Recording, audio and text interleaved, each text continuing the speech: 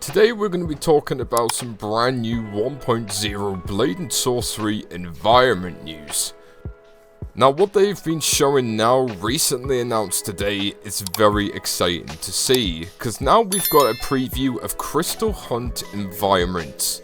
Basically what we've got to expect is very open wide spaces. Baron wanted to throw in a spotlight on environments in the news because it's going to have such a huge part with the 1.0 content. The environments team have supposedly been focusing on a couple of major tasks on their road to 1.0, mainly adding in an entirely new dungeon biome, improving the current sandbox maps to make them lore friendly with 1.0, plus with brand new ruins in a revamp and customizing the graphics where possible. So in the new dungeons, this is going to be a major component and lore aspect for the new game mode Crystal Hunt in progression. This is going to be a really fine balancing act because they want to show off a lot of cool stuff where they're also dying to keep as much surprise as possible. So, with these specific dungeons, they are now officially the Dalgarian dungeon biomes. The environment team wanted to try something new for Blade and Sorcery, which is more known for the medieval style, and move away to more realistic world references. To Western Europe served as a huge inspiration for the Iranian in architecture and design in medieval France and Celtic Ireland. There's a lot of testing and tweaking and refining in this process, but they finally hit something that felt good. The goals were to create locations that instilled the feeling of discovery and exploration, so that entering a new room would be surprising, intriguing, and impressive with the scale in VR.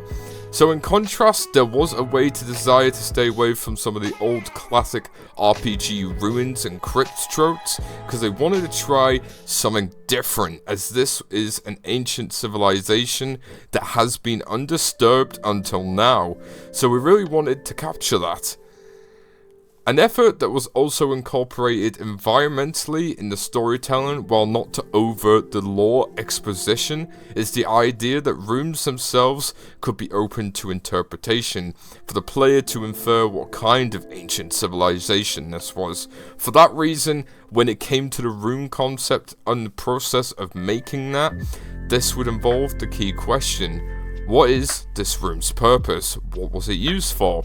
The team wanted an archaeological remnant of the Dalgarians to be logical and lore-fitting, so it leaves it over quality and quantity. And then finally, last but not least, there also are miscellaneous and cosmetic changes coming to some of the original sandbox maps. With the new lore of Blade and Sorcery being added into the Crystal Hunt, they wanted to make the world of Bife feel more coherent as a fantasy world. For this reason, they wanted to revisit the sandbox maps and pull them into that lore to make them feel a part of this world, opposed to them feeling like some random disjoint maps. The most noticeable of this effort is the appearance of the Orion sky with the blue moons. They are also trying to push PC VR to its limits to make sure it's the best looking VR game they can offer. With this, they have also done some map improvements in the textures, dressings, and lightings, keeping everything still performance friendly. So maps like the original sandbox area, Canyon, and the OG have now got the new additions of the Orions and the Blythe moons in the distance that you'll be able to see and know of, and they look really beautiful, with the cosmetic new designs looking very smooth indeed. And on that note, folks, that is it for this news update. Baron has given a lot of interesting information at this time, and I cannot wait to see this being in the final products.